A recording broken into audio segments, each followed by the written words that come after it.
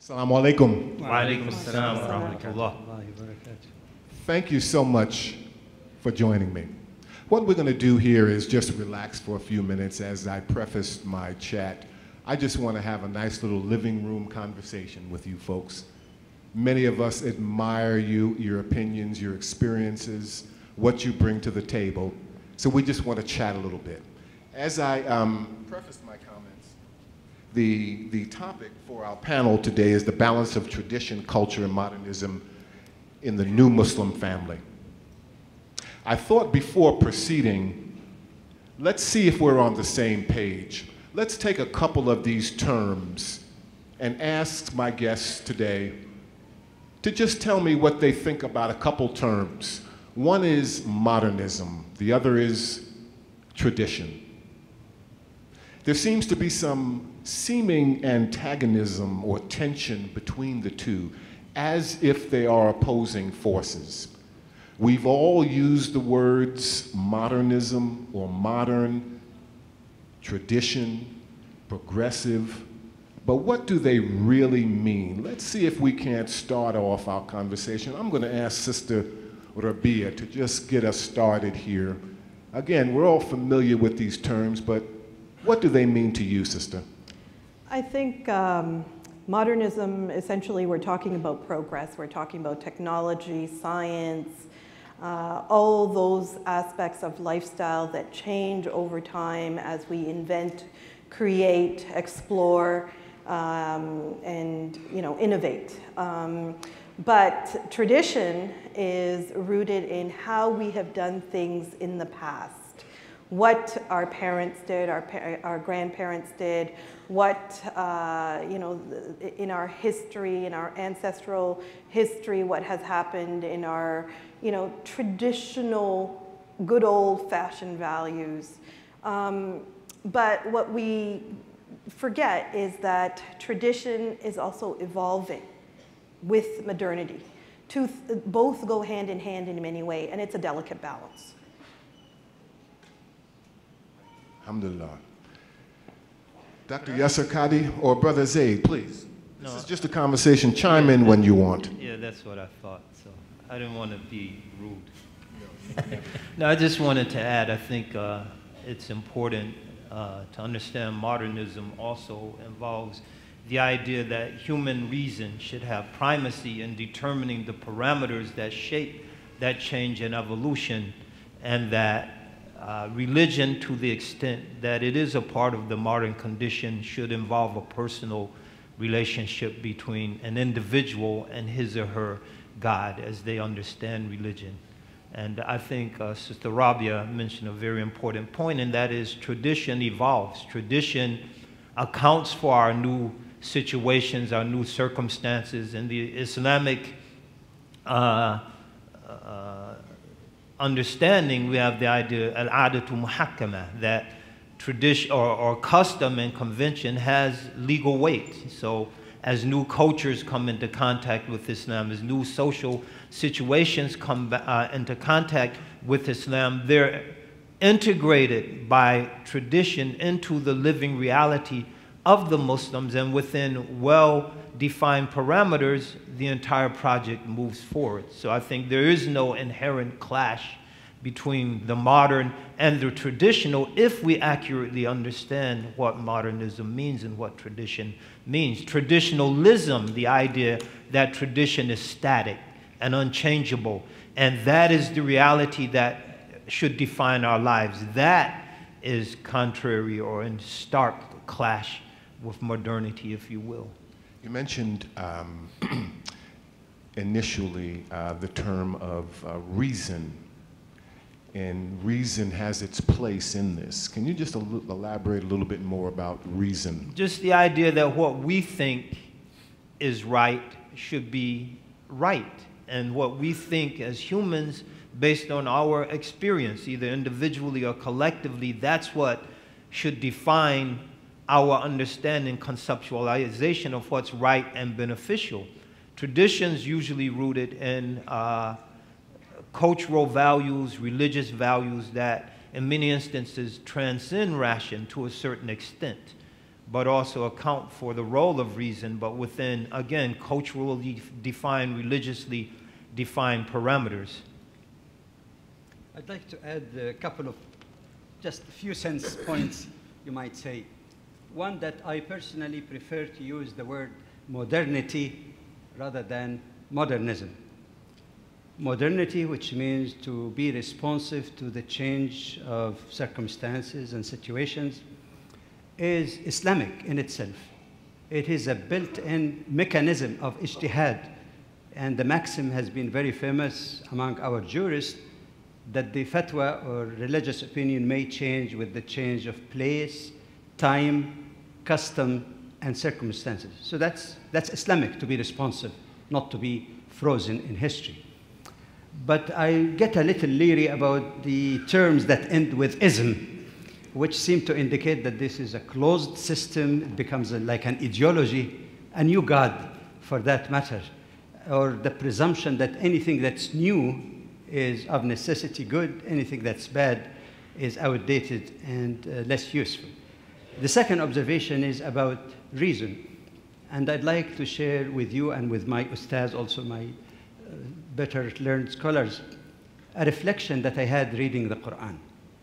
It is noted, as you know, that the Quran is not organized by the sequence of its revelation. It has its wisdom. It is as told to the Prophet sallallahu alaihi wasallam. But when you look into the chronology of revelation, you find that the first 5 ayahs revealed in the Quran, Surah Al-Alaq 96, it speaks about reading or reciting. The word can lend itself to both meaning. It speaks about the pen, about learning. And in between the first and last revelation, numerous ayat, numerous ahadith speak about the use of reason, the exploration of the universe, and so on. Yet more surprisingly, I noted that if you exclude Al-Fatiha, it is the first surah, yes, but basically it's like dua to Allah to guide. And then the answer to the dua to Allah to guide us, the straight path, comes in the next surah, that it is in this book. But then you notice after the introduction to the surah, in describing the characteristics of true believers, what is number 1? الَّذِينَ يُؤْمِنُونَ بِالْغَيْبِ. It's not the contrary things. Those who believe in the unseen, which means as you start reading this Quran, use your reason to the full extent where it is relevant, but learn also, as Sheikh Zaid also indicated, learn also there are something also beyond our limited human reasoning. Thirdly and finally, there is a big difference to me between supra-rational and irrational. And irrational means something that you can definitively prove it is wrong. It can be. Supra-rational is something you can never definitively prove to be wrong, and your opponent cannot prove you definitively to be wrong either. So you cannot prove it, it's totally right or wrong. Even believing God. If you get with a hardcore atheist, for example, who believes in nothing but human reason, whatever advanced reason you give from the Quran, he's still, based on his frame of reference, you will not convince him. But can he convince you definitively, according to his methodology and his own frame of reference and epistemology, you might say, that God does not exist? So it's not false, it's not impossible, but it's something beyond the human. And this is where you can combine between reason and revelation. And ultimately, if revelation coming from the Creator, it has to be the final arbiter. Yeah, quickly, I'd like to hear from Dr. Yasir. Okay. I want to say the ism, that's a very important point. I mentioned tradition and traditionalism, where traditionalism is what's dangerous. And I think the distinction should also be made between modernity and modernism. Ism implies an ideology, and inevitably ideologies tend to be hegemonic and don't allow space for any other input. So we're all affected by modernity. We're sitting here under lights. We travel by airplanes. Our ability to move around, our our enhanced mobility, our ability to communicate with vast numbers of people. We write more emails in a day, some of us, than most people wrote letters in their lifetimes. That's a product of modernity. So we're affected by modernity, but when modernity becomes an ideology, modernism that says there's no room for tradition, there's no room for non-European cultures, that's when it becomes a very dangerous situation. I just think one thing that can be added, listening to this discourse here, is the fact that these terms are not set in stone. And the same term can be used by the same person even in one context in a positive manner and in another context in a negative manner. So we need to be really careful about when we use these terms, we have to define them ourselves, as the statement of Arabic or the principle of usul al-fiqh was, la mushahata fil istilah. There's no criticism as long as you've defined the term.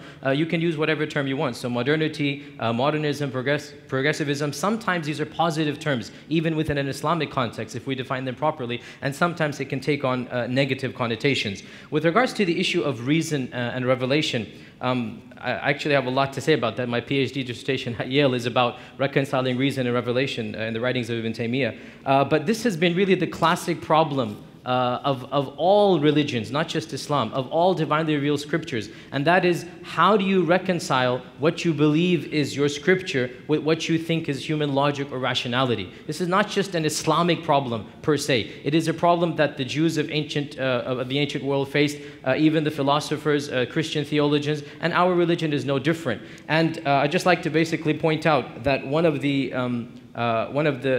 hallmark principles of, I would say, orthodoxy in Islam or traditionalism in Islam is the fact that true reason can never contradict clear revelation. We believe as Muslims that Allah subhanahu wa ta'ala revealed the Quran and He created our minds. Therefore, since the origin is one, there can never be, we cannot even posit, we cannot even imagine an actual clash, a real and perceived dichotomy between the creation of Allah, and that's the human intellect, and between the speech of Allah, and that is the Quran. Anytime we think there's a clash, that clash, as Ibn Taymiyyah says, is imaginary. It's in our heads. We need to reconcile it. We need to get over it. There can never be a real conflict between reason and revelation. Yeah, and very quickly, I think what Dr. Yasir mentions is important, because that's the reason the Mu'tazila rationalist project failed in Islamic history. So they had sway during the early Abbasid period and imposed an inquisition. But there was no inquisition imposed against them per se over the course of this Islamic history, just the idea that sometimes there is no way to reconcile between reason and revelation. Therefore, we have to give priority to reason. It failed because there is a way, and the orthodoxy discovered a way. And that's what I think Dr. Yasir examines in his PhD dissertation, studying Ibn Taymiyyah's work on that subject. So you're saying that you don't see a contradiction between revelation and reason. Do you see a contradiction, Sister Rabia, between tradition and modernity? No, I don't. I don't see any conflict. I think tradition, like I said, is something that evolves over time, and I like the fact that Dr. Jamal Badawi reframed the term for us. We've moved, even in human rights language in Ontario, in Canada, away from racism, for example. We've moved toward racialization. It's the experience, it's not the existence. So again, you know, modernity is ever changing, being reinvented, evolving, as I said, and tradition is something that also changes. And especially in our time today, many of us come from other lands and cultures, and the more time we spend in a new place that we call home now, the more changes evolve in our traditions and what we have labeled tradition. Tradition is not something that's stagnant. Very good. Any comments on? I have a comment on this. I think I like very much what Sister Rabia said, because always, in my humble understanding, when you speak about tradition or culture for that matter, it is difficult to make a categorical statement as to whether it is right or wrong.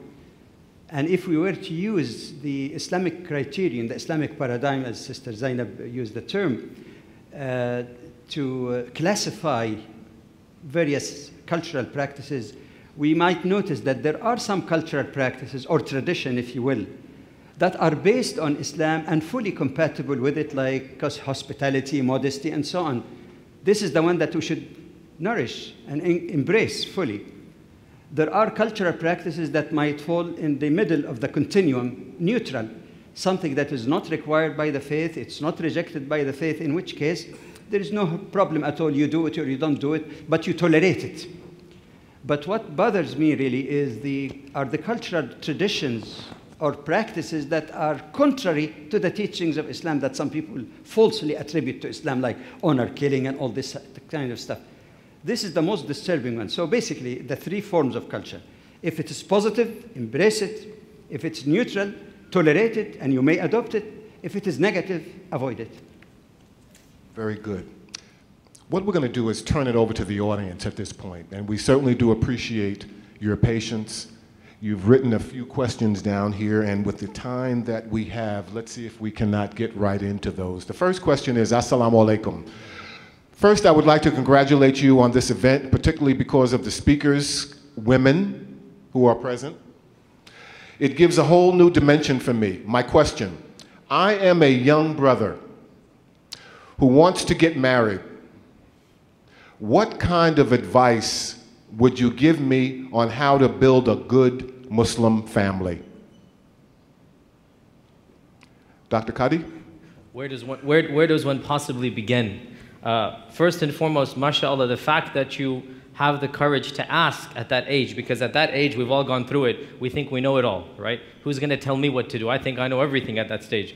The fact that you're asking questions, alhamdulillah, is very positive, that you're asking people who have preceded and gone before you. All I can advise you, because again, this is a whole seminar and lecture, all I can advise you, very basic guidelines. First and foremost, realize that in choosing your future spouse, you are in fact already creating the environment for your children after you, right? So think already, as you're interviewing your future spouse, as you're thinking about whether you're male or female, whoever, if you're interviewing a brother, if you're a sister, if you're interviewing a sister, if you're a brother, imagine this is the person who's going to raise my children. This is the person that's going to be the role model that I want my future progeny to look up to. So keep that point in mind. Secondly, realize that Allah subhanahu wa ta'ala has given us a beautiful compass that we can always take out and point us in the right direction. And that compass is salat al-istikhara. That compass is the istikhara prayer. Whenever you're faced with a difficult choice, whenever you're unsure about whether this is the right thing or not, the Prophet ﷺ said, whenever you're confused about a matter, stand there, pray 2 rak'at,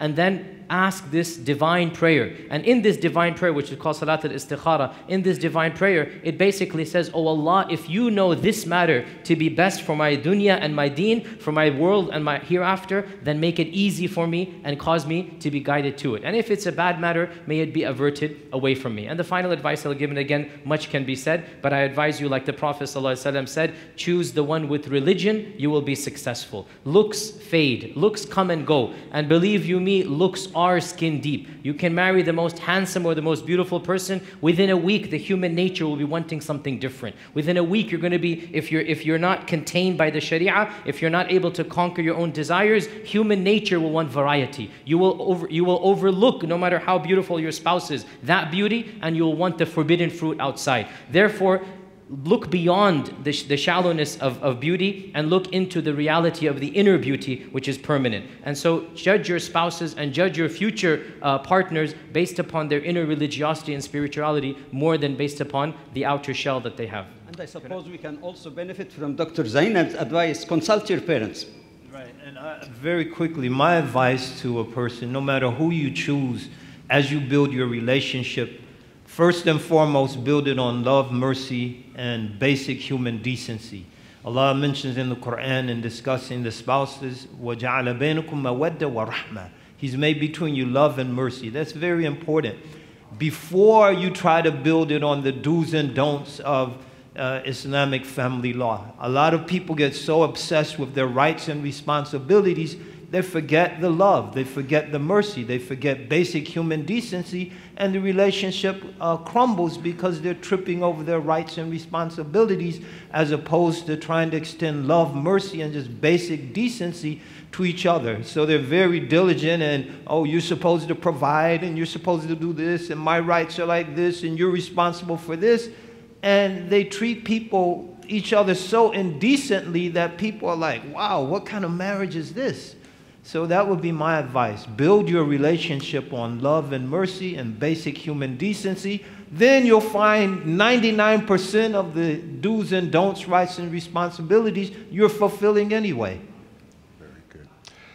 Should we focus on raising our children as Canadian Muslims, or should we also make sure they get our traditions coming from our Arabic countries? Brother Amadou, can I just add to that? Absolutely. Is that okay? Just to the earlier brother, because I'm a mother of 4, in a relationship where Islam is the common bond, that I just want to emphasize that when you look for common ground in a spouse, if you make Islam that common ground over culture, over education, over everything else, just reinforcing the hadith that Dr. Yasir mentioned, it will in fact result in a much stronger relationship, in a much positive family environment long term. But when it comes to raising children, again, Islam has to be the focus. Sometimes many of our battles in the home are about cultural identity, and we have to really accept the fact that we ain't going home. You know, many of our parents think that they're going back one day, they're going to take us back one day. So we have to maintain the traditions, we have to know the do's and don'ts, and we have to dress like we dressed over there. It's not just about that. The reality is we have to learn to adjust to live here, take the positives from our cultures, know the language. The language is always an asset within any context, and know the deen. But maintain just cultural identity, I think we have to be careful with that. To add to that, the question asks, should we raise our children as Canadian Muslims or as Muslims from quote-unquote back home? With all respect, whether you ask the question or not, whether the question is verbalized or not, your children, when they're born and raised here, are Canadian Muslims. It's beyond your control. I am an American Muslim. I was born in America. I was raised in America. I'm living in America, and I don't want to go anywhere else despite all of the negatives that might possibly happening. For me, that place is my home. That place is my country. You have to understand this and get over this, as Sister Rabia said, this paradigm of we're going to go back and we're going to do this and that. This is our land. This is our country. Until we become comfortable with that, really, how are we going to be productive? How are we going to pass this message on if we're always living in this state of internal dichotomy, of intellectual dissonance? That am I this or am I that? We are this. Let us embrace it. The Prophet ﷺ was a Meccan despite all of the opposition, despite all of the hatred, despite all of the racism, bigotry, intolerance. He never denied his Meccan identity. He was a Meccan, and he was expelled from Mecca. What was the last phrase that he said when he was expelled from Mecca? He said, "You are the most beloved city to me." That's his city. And of course, it's also the city of Allah, the city of God. But it's also his city. You are the most beloved city to me. And were it not for the fact that my people expelled me from you, I would never have left you. Despite the idolatry, despite the jahiliyyah, despite the fahisha, he wanted to remain there because in the end of the day, that was his city, and he felt he had an obligation and a responsibility to his fellow human beings in that city. You know, I remember. Yeah. Why don't we just go around? Thank you. I'd like to just emphasize what both Sister Rabia and Dr. Yasir mentioned by very quickly because Dr. Jamal is chomping at the bit. We could reframe the question: do we want to raise our children as Canadian or American Muslims, or do we want to raise them as schizophrenics? That's the question, because they are what they are, and either we're going to acknowledge what they are, or we're going to impose this dual identity on them that has no meaning. And because it has no meaning, it will create so much cognitive disorder or dissonance and so much internal conflict that it might result in literal schizophrenia. So do we want to culture that realistic identity that we facilitated as parents by coming here in the first place? Or do we want to cultivate schizophrenia? That should be the question.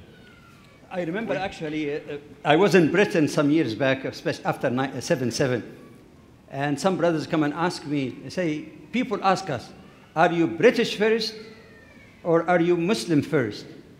What should we answer? I said, don't answer. Because question itself is wrong.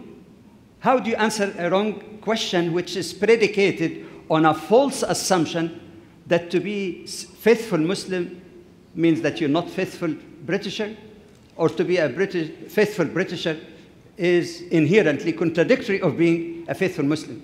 Say both of them are the same. And there are lots of research on that about citizenship of Muslims as a minority, which all confirm, and there is evidence from the hadith, from the seerah of the Prophet ﷺ, that he interacted and accepted the situation where you're combining both identities so long as it doesn't get out of your basic core values of who you are, which is the right of everyone, Muslim or otherwise, after all. And if I can just add to that again, when I speak in the mainstream and I work in the area of promoting human rights and awareness, I introduce myself with a one-liner.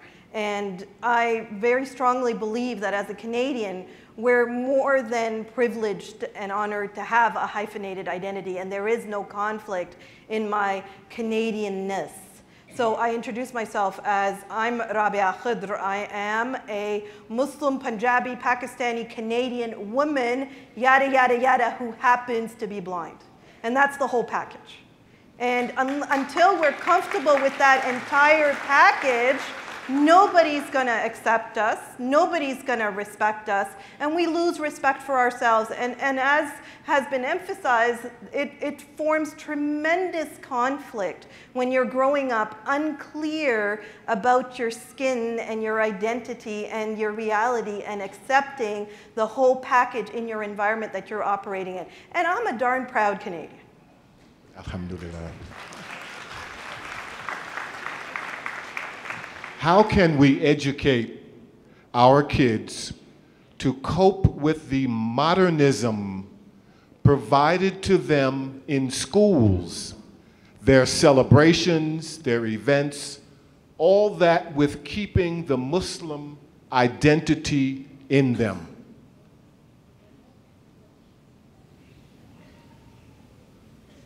Shall I read it again? Yeah. I understand. How can we educate our kids to cope with the modernism provided to them in schools, i.e. the celebrations, their events, all that, with keeping the Muslim identity in them? Interesting question. May I, again? As a mother of 4 young children going through the same schools, the very same public schools that I went through, what's really important for me and that I encourage is the fact that school is from about 9 to 3, 6 hours of their lives. The other 18 hours are equally important. We often obsess over those 6 hours and forget the other 18 hours of the day. Now, if we create opportunities for our kids where they are experiencing Islam through social activities, through recreational and sports activities, through events, through conferences like this, through organizing vacations and trips and tours where we visit Islamic places and spaces within North America and beyond, in non-traditional places, where we create a whole lifestyle around socializing and experiencing Islam in non-traditional ways for our children. I don't anticipate too much confusion when they participate in other forms of experiences within their school setting, as long as they're firmly feeling that they are Muslim and they don't feel that they're missing out on anything. When we grew up, there was no recognition of Eid. It was all about Halloween, and I think that's what the question's talking about, and Christmas and Valentine's Day. Well, we felt the need to conform, and we didn't feel that we had adequate alternatives. Now, on Christmas Day, we have RIS happening. We have an alternative. We don't miss Christmas anymore. My kids don't feel this gap on Christmas Day of, oh, there's nothing to do because it's Christmas and we're missing out on something. And so if we create alternatives to what goes on in school, outside of school, it certainly keeps their identity firm. We have 2 minutes left. Yeah. Very quick comments, and I want to get one more question in. Well, I just quickly want to add to that, that Islam is a knowledge-based religion. There's a prominent Orientalist friends, Rosenthal, wrote a book about this. And that being the case, we have to teach our children what modernism is, what secularism is, what, in addition to teaching what Islam is, and how do all of these concepts fit into their worldview, and how are they meaningful in their lives. There's no shortcut. So we have a tremendous job to do educationally, in addition to creating those cultural and lifestyle alternatives that Sister Rabia talked about. I'm going to take just one more minute here, and the reason being is because I'm very moved by this question. We've got a lot of very good quality questions. Unfortunately, we can't get them all in, but we do have another panel coming up with another topic later on this afternoon. The last question here has moved me, so I'll ask the panel this in conclusion. My husband doesn't want me to wear the hijab. I have 2 children under 11 years old. What shall I do? I want to be a good influence to my children, but my husband is ashamed if I wear the hijab and threatens to divorce me. We have 1 minute. I would suggest to that sister, first to talk kindly to her husband, to explain to him that she's very particular about keeping the family and its unity. But to explain to him also that, as the Prophet ﷺ taught us, لا طاعة لمخلوق في معصية الخالق. If something is mandatory on a Muslim, no human being has the right to prevent the person from doing it or force them to commit something that they don't in their own conscious believe, because their accountability, after all, is before Allah subhanahu wa ta'ala. She might use various means of friends that he trusts, or imams, or anyone who can somehow reach out to that person and try to persuade him. Hopefully, there might be some change. Hopefully, at least the person might grudgingly let his wife practice the basics of her faith. Very quick, Dr. Qadhi. All I want to comment on, Dr. Badawi has, mashallah, given a solution. I just like to say that, mashallah, this sister has demonstrated she has the courage of a man, and her husband has shown he has the bashfulness of a little girl. Very good. Unfortunately, we are out of time here, but I want to thank my guests, Dr. Jamal Badawi, Imam Zaid Shakir, Dr. Yasir Qadhi, and Sister Rabia Khedr. Thank you very much for this session. Assalamu alaikum.